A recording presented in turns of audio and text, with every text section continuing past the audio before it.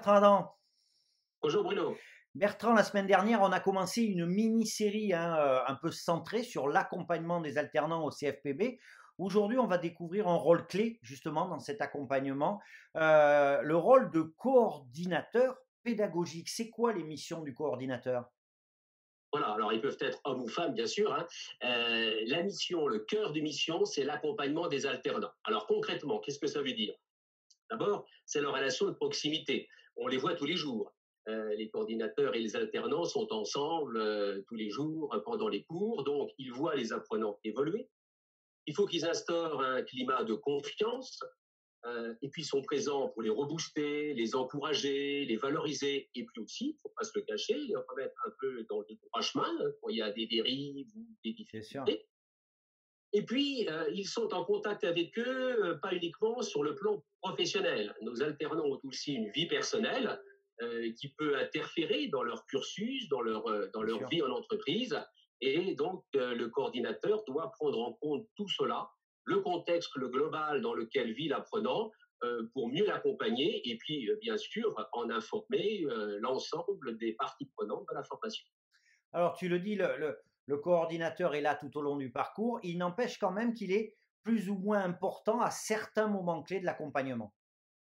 Oui, alors bien sûr, sur une année de formation, il y a des moments clés où les coordinateurs ont un rôle particulièrement important. D'abord, le jour de la rentrée. Alors c'est là où tout commence.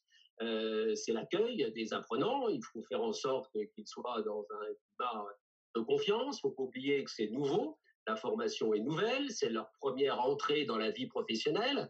Donc, il faut présenter la formation. Il faut les mettre à l'aise.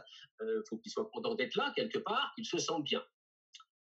Ensuite, il y a une deuxième étape qui est plus sérieuse, plus structurée, c'est ce qu'on appelle les entretiens individuels. Alors, ils se déroulent de mi-octobre à fin novembre, où là, chaque apprenant est reçu par le coordinateur pédagogique pour s'entretenir avec lui, comment se passe son intégration dans la formation, dans l'entreprise, et puis détecter éventuellement une difficulté.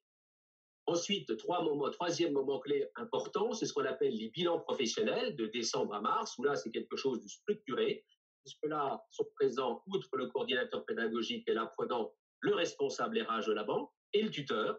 Et là, l'apprenant va faire un peu le bilan de ce qui a bien marché, de ce qui n'a pas bien marché. C'est formaté, c'est un diaporama, c'est un peu un autre traitement aux examens oraux de fin d'année. Et puis, bien sûr, arrive le moment stressant des examens. Et là, les coordinateurs ont un rôle plutôt pour rassurer, pour déstresser les candidats. Et puis, une fois que c'est passé, c'est le moment de la délivrance, puisque c'est la remise des diplômes. Et donc là, en général, c'est des moments de grande convivialité. Et puis, il y a de grande satisfaction à voir les apprenants réussir. Et puis même, une grande fierté quand certains apprenants nous sollicitent pour dire: ah, mais on pourrait devenir aussi formateur maintenant qu'on connaît, on a connu le statut d'alternant. Voilà, comme quoi ça les marque parce que ça marche forcément. Bertrand, allez, on se fait un petit plaisir. Allez, encore une fois, le site où tout se passe, hein, où quand on veut envisager une alternance dans le secteur bancaire en Nouvelle-Aquitaine, où est-ce qu'il faut aller? Alors, pour tout savoir, www.cfpb.fr/candidat-alternance. Très bien, Bertrand, merci beaucoup et je te dis à la semaine prochaine pour le dernier épisode consacré à ces accompagnements spécifiques du CFPB. Merci, au revoir Bruno.